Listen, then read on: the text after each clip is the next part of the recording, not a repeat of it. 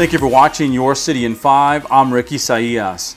The city continues working with state and community partners to provide testing opportunities across El Paso, expand capacity, and find ways to improve the process. Overall, the nearly 30 testing sites in our region have administered more than 125,000 tests. COVID-19 testing sites and dates are posted on epstrong.org.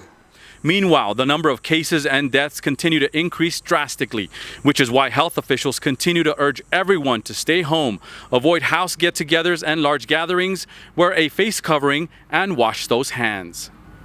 As if the virus isn't enough to deal with, scorching hot temperatures have made it uncomfortable for just about everyone. Now, to beat the heat, the city has opened 7 cooling centers. One of those is the nation's Tobin Rec Center. Anyone can cool off as long as they want from 9 a.m. to 8 p.m. any day of the week. There's no activities inside and COVID-19 guidelines are being followed. To find a cooling center in your neighborhood, visit elpasoready.org. If you can't make it out to a cooling center, the Office of Emergency Management reminds everyone to drink plenty of water, wear loose-fitting clothes, and stay out of the sun. Check on older adults as well, protect your pets with plenty of shade and water, and never ever leave them in a hot car. A team of volunteers used this extreme heat, believe it or not, to fan out across different neighborhoods, taking temperatures of the city. As Your City in 5 media specialist Jonathan Romo shows us, it's part of an urban heat mapping project designed to see what parts of town get the hottest and who the heat affects the most.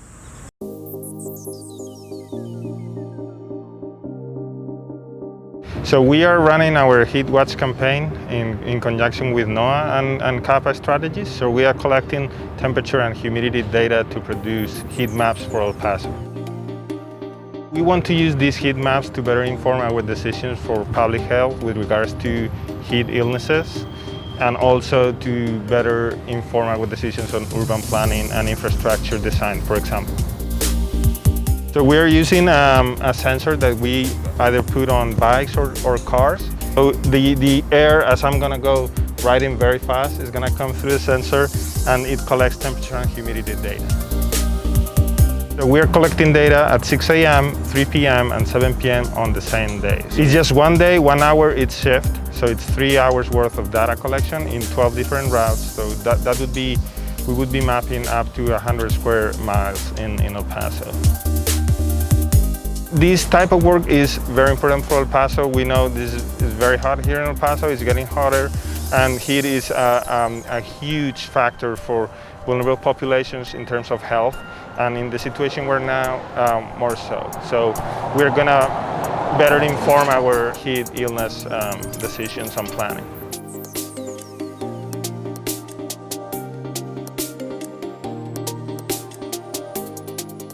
Thank you, Jonathan, for putting together that video, and those volunteers for taking their time to be out in the heat collecting the data. El Paso, by the way, is one of several cities involved in the Heat Watch project. Hot summer days are perfect conditions for stinky trash bins. The Environmental Services Department is asking everyone to clean out garbage and recycling bins every now and then to get rid of that funk. 10 minutes, soap and water should do the trick.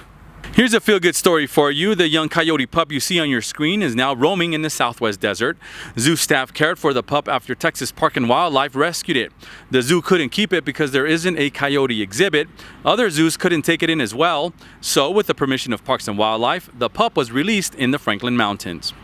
Elsewhere, the Teen Corps program received a $2,600 grant from the El Paso Bar Foundation.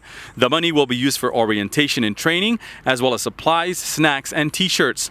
The free program teaches teenagers about the judicial system while they serve as prosecutors, jurors, and bailiffs.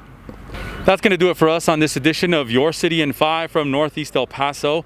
More information and resources on COVID-19 is posted on epstrong.org. For Nigel Sherman, who's behind the camera, I'm Ricky Saillas. Remember to wear your mask, stay safe, and be good to each other. We'll see you next time on Your City in 5.